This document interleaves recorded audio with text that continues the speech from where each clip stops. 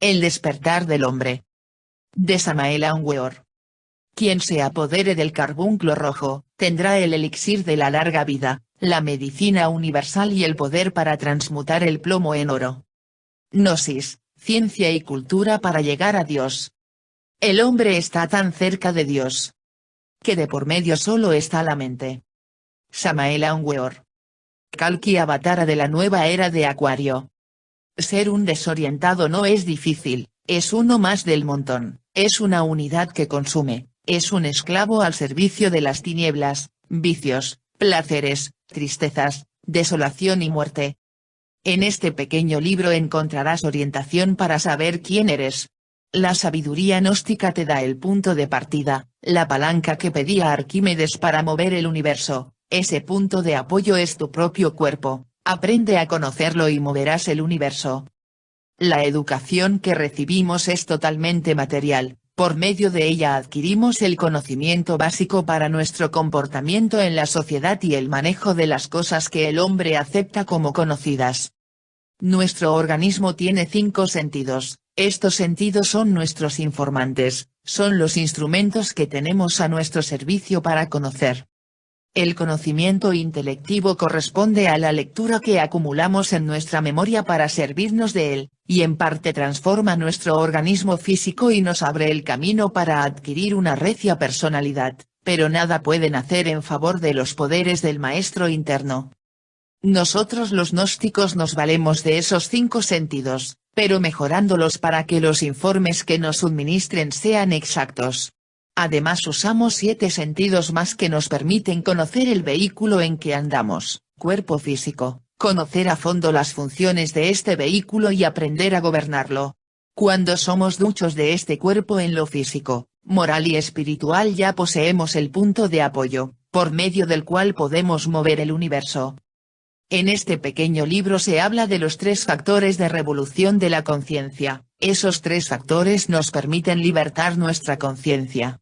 Para nosotros la conciencia corresponde a la vida vivida a través de cientos de existencias en el peregrinaje que hace el espíritu en la materia, pasando por 3 reinos, mineral, vegetal, y animal.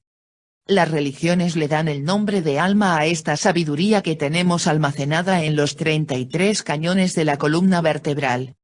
Mejoramiento de los sentidos externos e internos. Cuando el hombre llega al estado humano, adquiere el don del libre albedrío para poder elegir voluntariamente e involuntariamente el bien y el mal, pero sus sentidos son totalmente erróneos debido a los defectos adquiridos a través de su existencia. A estos defectos le dan el nombre de pecados, algunas religiones, esos defectos hacen defectuosos nuestros sentidos, es decir nuestros informantes. Así, el mentiroso hace que sus sentidos no puedan ver la realidad tal como es, y hace que cada ladrón juzgue por su condición, y la Biblia dice, prenden al impío sus propias iniquidades. Nosotros para mejorar nuestros sentidos, hacemos una lista de nuestros defectos. Una vez conocidos, los analizamos y nos damos cuenta que podemos vivir sin necesidad de ellos. El hombre o la mujer iracundos pueden darse cuenta que toda su personalidad mejora si son capaces de combatir la ira. La ira es odio, y el que odia peca contra el Hijo que es amor, de modo que jamás la persona que odie podrá sentir la gracia del amor, con la cual podemos manejar las fuerzas de la naturaleza. El que miente peca contra el Padre que es verdad y jamás podrá recibir las dádivas que el Padre da, como la paz, sabiduría, etc. Entre más mienta, más imperfectos serán sus sentidos, más se aleja del ser al cual busca. Se habla también sobre la castidad científica, es decir, el aprovechamiento de la energía creadora en su totalidad. La sabiduría gnóstica le enseña a transformar su propia simiente en luz y fuego. Con la luz de ese fuego, podemos salirnos del laberinto que hemos formado a través de nuestras mal orientadas existencias. Podemos formar al Cristo interno en nuestro corazón y conquistar el camino angélico o de pico o por lo menos, llegar a hacer un superhombre. Si un zoospermo tiene el poder de producir un organismo tan complicado como es el cuerpo humano, ¿qué no haremos con los millones que nos reservamos para darnos vida a nosotros mismos? Aquí conocemos la sabiduría de la transubstanciación y de la santa unción y el tercer factor de servicio a la humanidad, con el cual producimos dharma, moneda diametralmente opuesta al karma. Este capital nos permite curar enfermos y hacer milagros incalculables.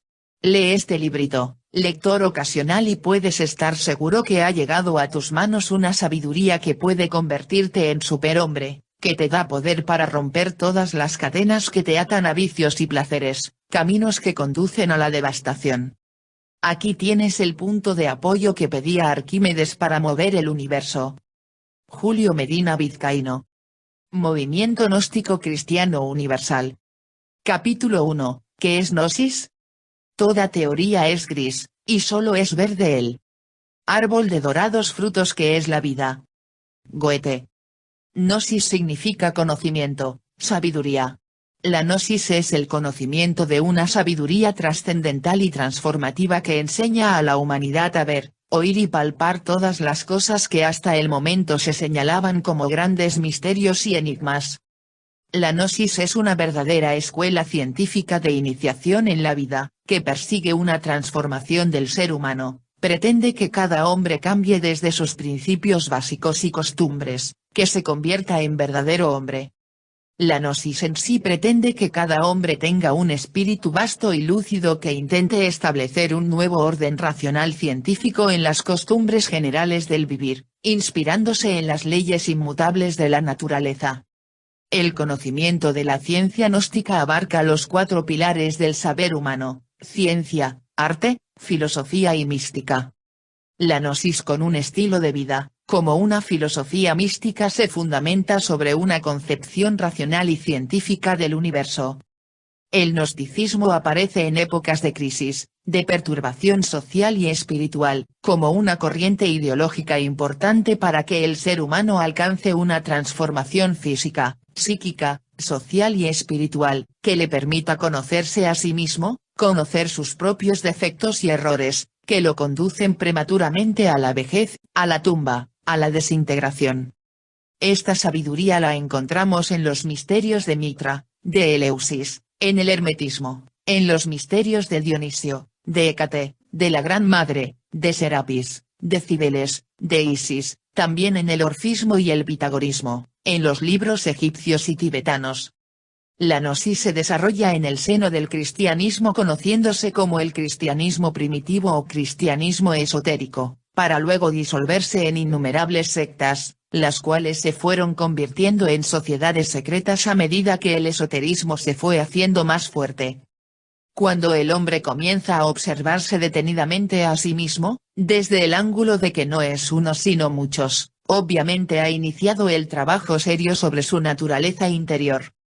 La gnosis da la metodología y enseña el modus operandi mediante el cual puede uno ser asistido por fuerzas superiores a la mente.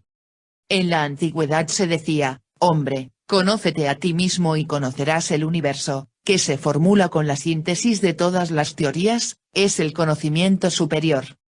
Es claro que en esto suelen haber hoy raras excepciones que tenemos que buscar con la linterna de Diógenes. Esos casos raros están representados por los hombres verdaderos, Buda, Jesús, Hermes, Quetzalcóatl, etc. El hombre máquina es la bestia más infeliz que existe en este valle de lágrimas, pero él tiene la pretensión y hasta la insolencia de autotitularse rey de la naturaleza. Nocete ipsum. Hombre, conócete a ti mismo. Esta es una antigua máxima de oro escrita sobre los muros de Delfos en la antigua Grecia. El hombre, ese pobre animal intelectual, que se califica equivocadamente de hombre, ha inventado millares de máquinas complicadísimas y difíciles y sabe muy bien que para poder servirse de una máquina, necesita a veces de largos años de estudio y aprendizaje, pero en cuanto se trata de sí mismo, se olvida totalmente de este hecho, aunque él mismo sea una máquina más complicada que todas las que ha inventado. No hay hombre que no esté lleno de ideas totalmente falsas sobre sí mismo. Lo más grave es que no quiere darse cuenta de que realmente es una máquina. La máquina humana no tiene libertad de movimientos, funciona únicamente por múltiples y variadas influencias interiores y choques exteriores. Todos los movimientos, actos, palabras, ideas, emociones, sentimientos, deseos, de la máquina humana son provocadas por influencias exteriores y por múltiples causas interiores extrañas y difíciles. El animal intelectual es un pobre títere parlante con memoria y vitalidad, un muñeco viviente que tiene la tonta ilusión de que puede hacer, cuando en realidad de verdad nada puede hacer. Imaginad que ese muñeco puede cambiar de dueños a cada momento. Debéis imaginar que cada dueño es una persona distinta, tiene su propio criterio, su propia forma de divertirse, sentir, vivir, etc. etc.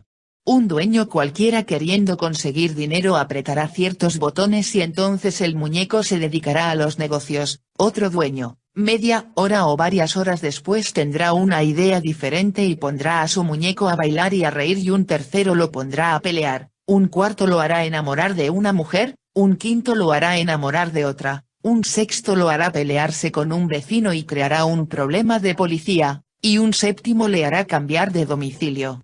Así el pobre animal intelectual, querido lector, un muñeco mecánico como el de nuestro ejemplo, cree que hace cuando en realidad nada hace, es un títere de carne y hueso controlado por una legión de entidades energéticas sutiles que en su conjunto constituyen eso que se llama ego, yo pluralizado, Satán, yo psicológico o defectos.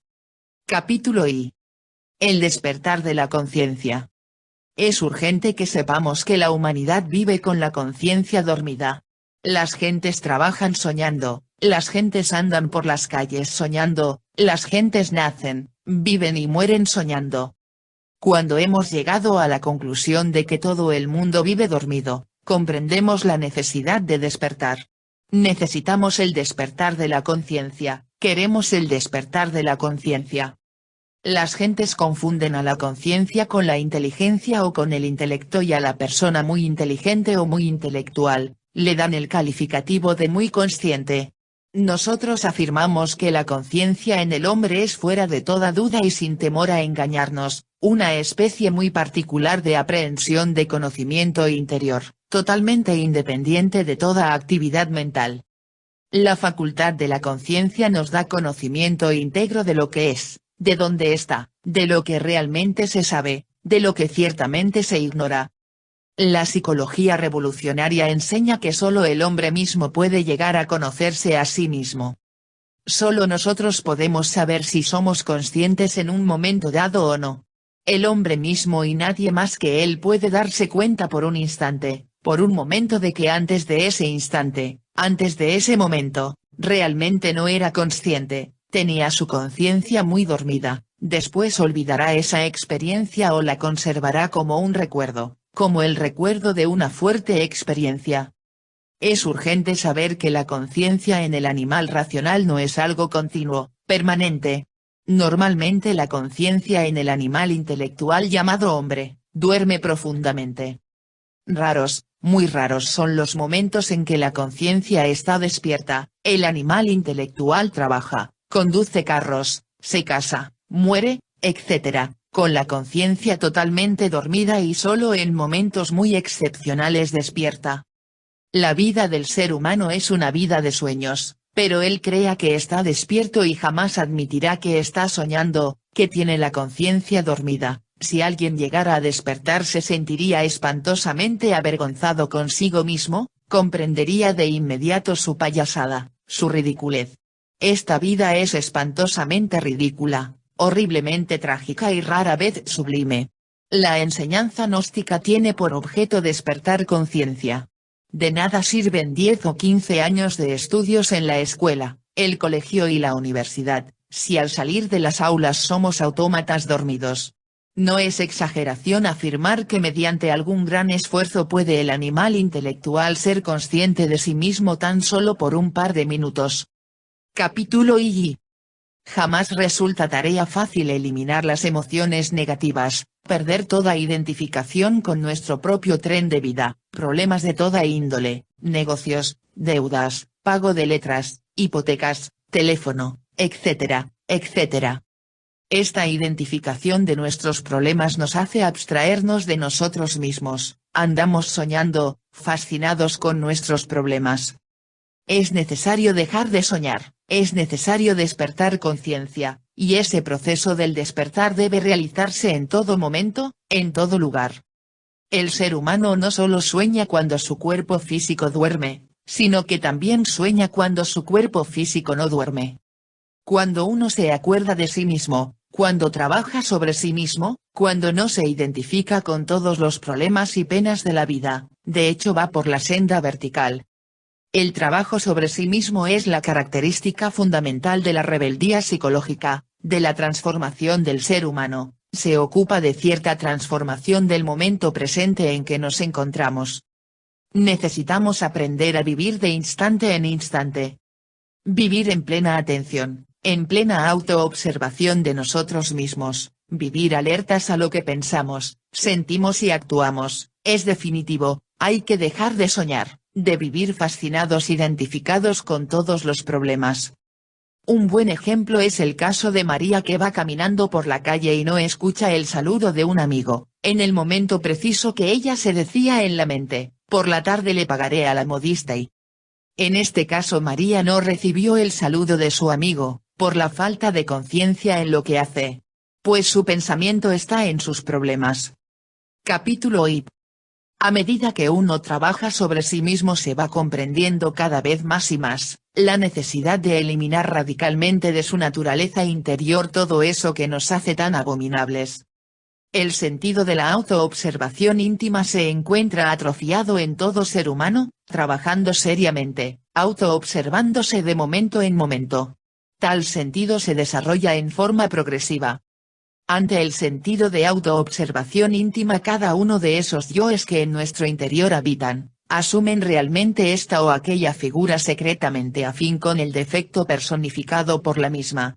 Indubitablemente la imagen de cada uno de estos yoes tiene cierto sabor psicológico inconfundible mediante el cual capturamos, atrapamos, instintivamente su naturaleza íntima y el defecto que la caracteriza.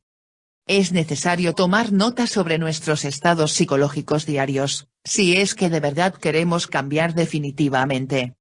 Antes de acostarnos conviene que examinemos nuestros hechos ocurridos en el día, las situaciones embarazosas, la carcajada estruendosa y la sonrisa sutil. Mucho tenemos que eliminar y mucho tenemos que adquirir. Se hace necesario hacer un inventario para saber cuánto nos sobra y cuánto nos falta. Es claro que el yo pluralizado, nuestros defectos, salen sobrando, es algo inútil y perjudicial.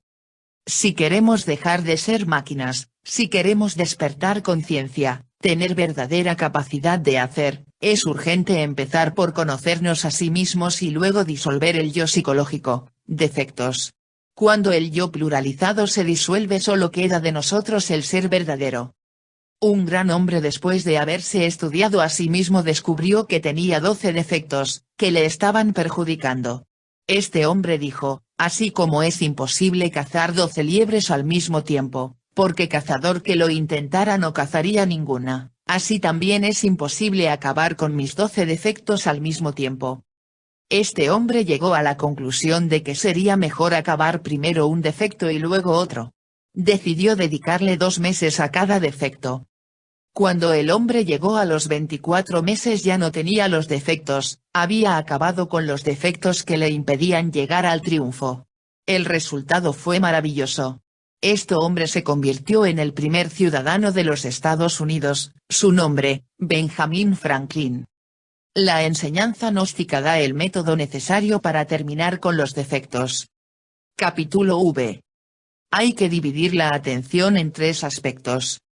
Sujeto, objeto, lugar. Tenemos que dividir la atención en 3 aspectos, necesitamos comprender la honda significación del momento en que estamos accionando. Ejemplo, observad cuidadosamente a un cineasta, se encuentra dormido en su asiento, todo lo ignora, se ignora a sí mismo, está hueco, parece un sonámbulo, sueña con la película, se ha olvidado de sí mismo, cayó en el sueño profundo de la fantasía, ignora de que existe, de quién es él. La atención consciente excluye eso que se llama identificación. Cuando nos identificamos con las personas, con las cosas, con las ideas, viene la fascinación y esa última produce sueño en la conciencia. Tenemos que preguntarnos interiormente, ¿quién soy? Sujeto, debe de preguntarse conscientemente, saber que existe, tocarse, sentirse. Seguidamente, objeto, hay que darse cuenta de lo que se está haciendo, pues así no caemos en el error de dormir la conciencia. Deberá preguntarse la razón de la acción. Ejemplo, ¿qué estaré haciendo? Esto deberá hacerse mentalmente. Ahora viene el tercer aspecto, que es el lugar. Es de vital importancia preguntarse el lugar donde se está. Deberá de observar las cosas que lo rodeen, los colores de los objetos. El ser humano fascinado, no se acuerda de sí mismo. Nosotros debemos autorrecordarnos a nosotros mismos de instante en instante. Necesitamos autorrecordarnos en presencia de toda representación que pueda fascinarnos. Detengámonos ante toda representación preguntándonos, ¿quién soy? ¿Qué estaré haciendo? ¿Dónde estoy? Y luego preguntarse, ¿estaré en el plano físico o estaré fuera de mi cuerpo? Es lógico que si la gente vive dormida día y noche, no puede conocer el estado astral, no puede diferenciar la tercera dimensión de la cuarta dimensión, o sea el mundo de los sueños, nunca podrá saber mientras no practique el despertar de la conciencia. Dividiendo la atención en los tres aspectos lograremos entrar conscientemente al mundo de los sueños, allí encontraremos la respuesta que siempre necesitábamos para llenar el vacío interior. Sabed que el astral o mundo de los sueños, las cosas se ven tal como aquí en el plano físico. Las gentes durante el sueño y después de la muerte ven todo allí en forma tan igual al mundo físico, que ni siquiera sospechan por ello hallarse fuera del cuerpo físico. Aquí tenemos un ejemplo más claro del primer aspecto. Sujeto. María Luz Fajardo se hace la pregunta del sujeto. Y para darse cuenta de que existe en cualquiera de las dimensiones se observa detenidamente y se toca su cuerpo con el propósito de sentirse segura y de no caer en la fascinación. Todos los errores que comete el ser humano en la vida, se deben a que se olvida de sí mismo, se identifica, se fascina y cae en el sueño. El segundo aspecto, objeto. María Luz, se pregunta a sí misma cuál es su objetivo, ¿qué está haciendo? Toda persona que quiera practicar los tres aspectos, deberá de preguntarse conscientemente, ejemplo, si está trabajando, dirá, estoy trabajando, si está comiendo dirá, estoy comiendo, etcétera, etcétera. Esto nos da una razón más clara para asegurarnos de lo que vamos a hacer, y no equivocarnos. Hay que hacerse la pregunta mentalmente con relación al tercer aspecto de la división de la atención que corresponde al lugar. Tenemos que ser conscientes al preguntarnos, ¿dónde estamos? Porque muchas veces estamos en una playa y nuestro pensamiento lo tenemos en problemas del trabajo, por lo tanto no nos damos cuenta de dónde estamos. Capítulo B. Es necesario preguntarnos los tres aspectos y luego saltar a todo instante, para así no fascinarnos de las cosas y saber si estamos en el cuerpo físico o en el cuerpo de los sueños, pues sucede que todo lo que hacemos durante el día, se repite durante la noche cuando soñamos, y al saltar en cuerpo físico no sucede nada irregular, pero sí cuando lo hagamos en el cuerpo de los sueños, al saltar en cuerpo de los sueños o astral quedamos levitando en el espacio y entonces así vamos comprobando que además del cuerpo físico tenemos el cuerpo de los sueños, astral o del alma, con el cual al tener seguridad de nuestra existencia, podemos averiguar todo lo espiritual comprobablemente. Si hay problema en hacer el saltito, por la mirada de las personas que desconocen la enseñanza, hay otra manera más disimulada de comprobar nuestro estado. La otra forma como debe la persona de practicar es alándose un dedo con la intención de estirarlo. Es obvio, que si no se estira al intentarlo, es porque estamos en cuerpo físico, pero al acostumbrarnos a practicar constantemente, cada vez que haya algo raro ante nuestros ojos, debemos de comprobarlo alándonos un dedo.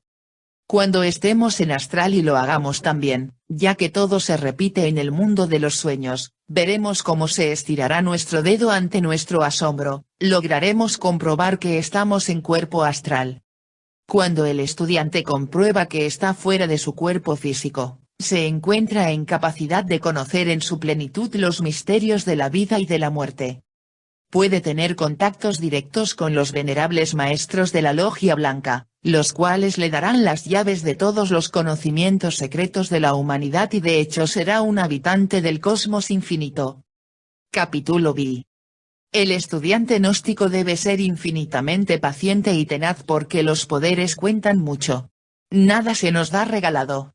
Todo cuesta. Estos estudios no son para los inconstantes, ni para las personas de poca voluntad. Estos estudios exigen fe infinita. Las personas escépticas no deben venir a nuestros estudios porque la ciencia oculta es muy exigente. Los escépticos fracasan totalmente. Los incrédulos no logran entrar al camino de la verdad. El hombre es ternario, el cuerpo físico, alma, astral, y espíritu, íntimo. El alma es la conciencia, cuyo fluídico que es llamado en el ocultismo cuerpo astral, es el mismo que sale del cuerpo físico al mundo de los sueños. El alma debe aprender a entrar y a salir del cuerpo físico a voluntad. Las 4 condiciones que se necesitan para despertar nuestra conciencia y liberarla del yo psicológico, es, saber sufrir, saber callar, saber abstenerse y saber morir. Práctica para salir en astral. El estudiante deberá acostarse en posición de cúbito dorsal, boca arriba, cerrar lentamente los ojos y relajando totalmente el cuerpo se concentrará en la pronunciación del mantra Faraón. Luego doblará las piernas y volverá a pronunciar Faraón. Cada sílaba se pronuncia en una sola respiración. Posteriormente se alargará el mantra mentalmente, y el discípulo necesariamente aparecerá en el mundo astral. Si desea pedir información viajará a cualquier templo de la Logia Blanca, o hablar con el Maestro Jesús de Nazaret, el Cristo. Algunas personas tendrán resultados positivos inmediatamente y podrán tener experiencias en el mundo astral. Otras en cambio tendrán que ser más constantes en la práctica y no desmayar, ya que tarde o temprano se verán salir en cuerpo astral dejando en la cama su cuerpo físico. Capítulo B. Lo primero que se necesita para despertar, para comprender nuestra propia miseria, vanidad y dolor. Después comienza el yo a morir de momento en momento. Es urgente la muerte del yo psicológico, los defectos. Solo muriendo nace el ser verdaderamente consciente en nosotros, solo el ser puede ejercer verdadera autoridad consciente, despertar, morir, nacer. Estas son las 3 fases psicológicas que nos llevan a la verdadera existencia consciente. Hay que despertar para morir y hay que morir para nacer internamente. Quien muere sin haber despertado se convierte en un santo estúpido. Quien nace sin haber muerto se convierte en individuo de doble personalidad, la muy justa y la muy perversa. Para autorrealizarse espiritualmente es necesario vivir 3 factores: morir, matar nuestros defectos, nacer, aprovechar debidamente nuestras energías, y sacrificio, servicio al prójimo. Seguidamente se explican mejor estos factores. La eliminación de los defectos se logra poniendo en práctica un método gnóstico que tiene como base el empuñar la espada de la voluntad.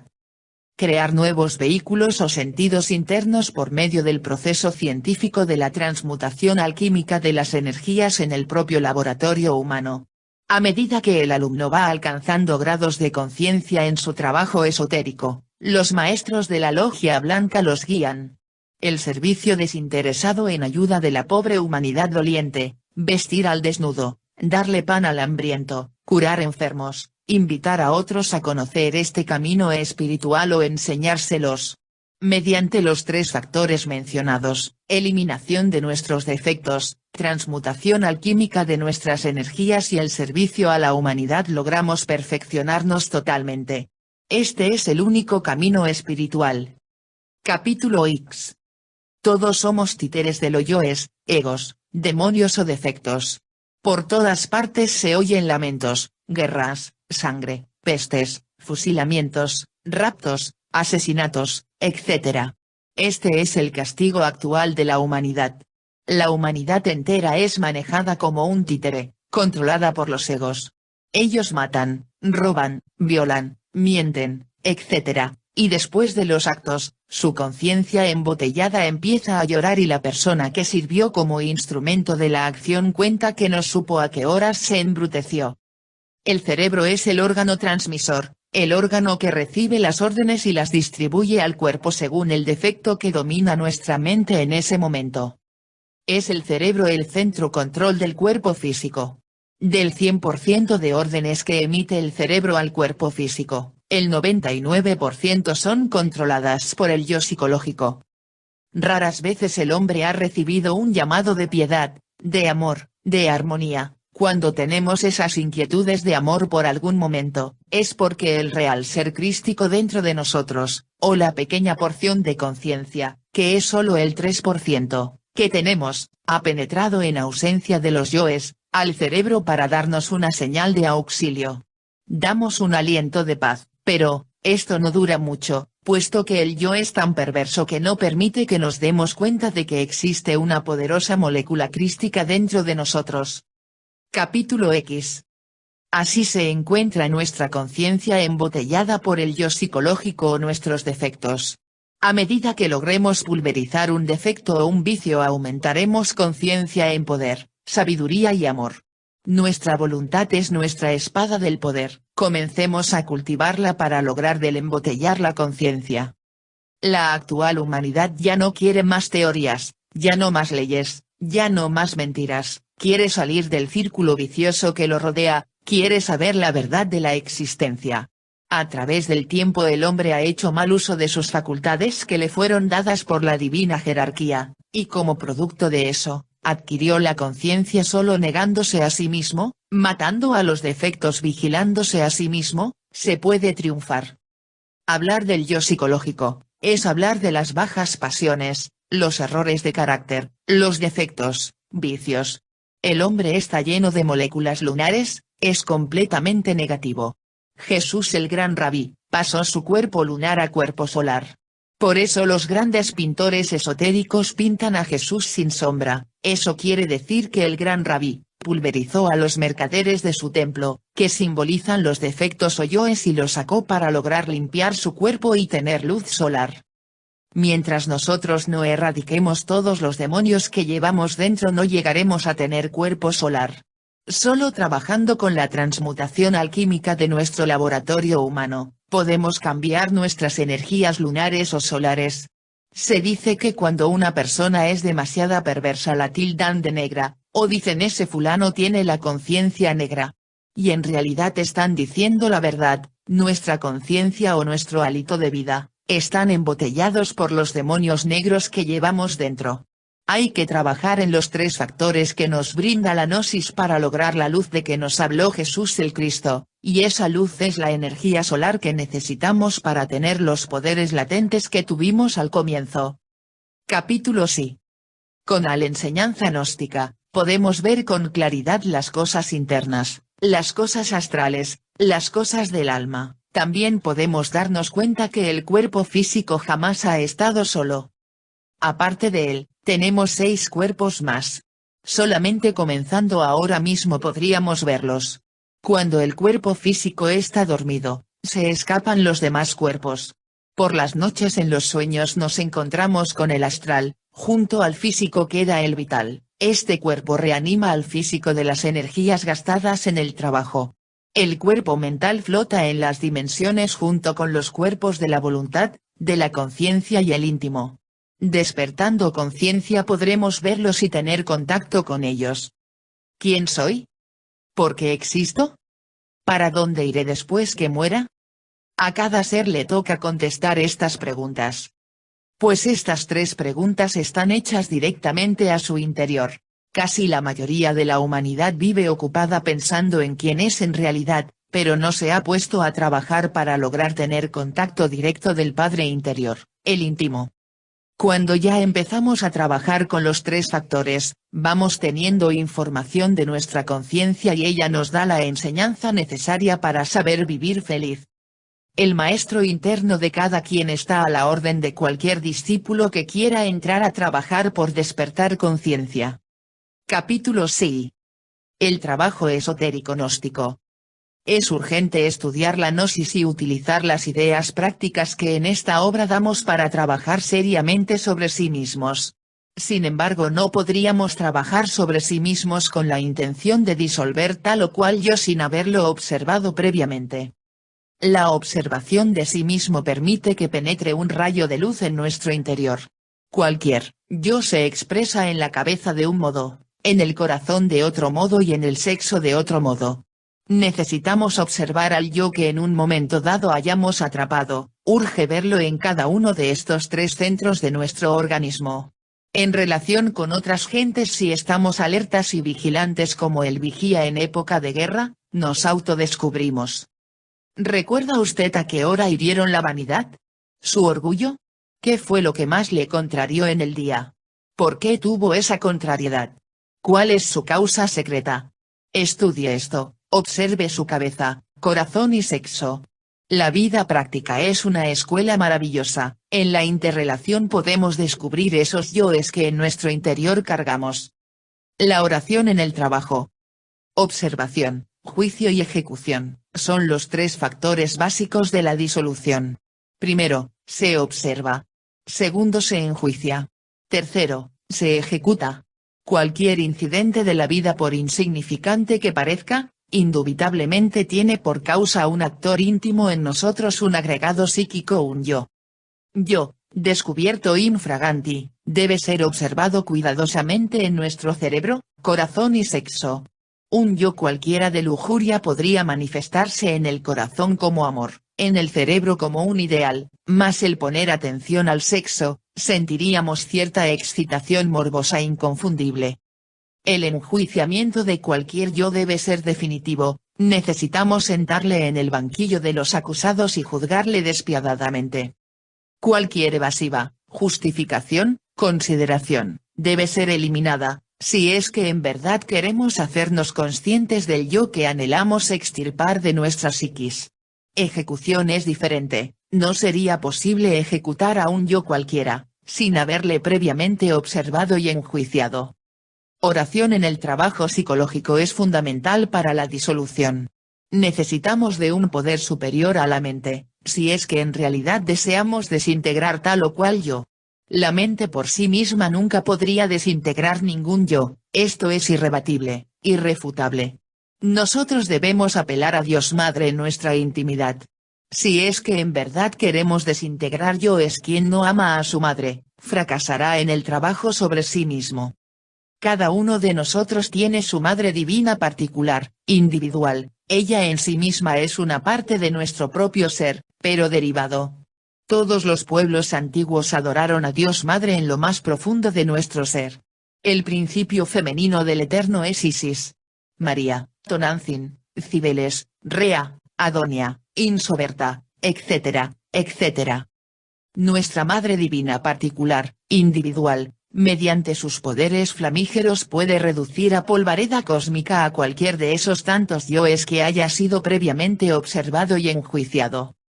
Quien encuentre a su Madre Divina particular, encontrará el camino de todos los éxitos que lo llevará a la cúspide de la inmortalidad. Cualquier intento de liberación, por grandioso que éste sea, si no tiene en cuenta la necesidad de disolver el ego, está condenado al fracaso.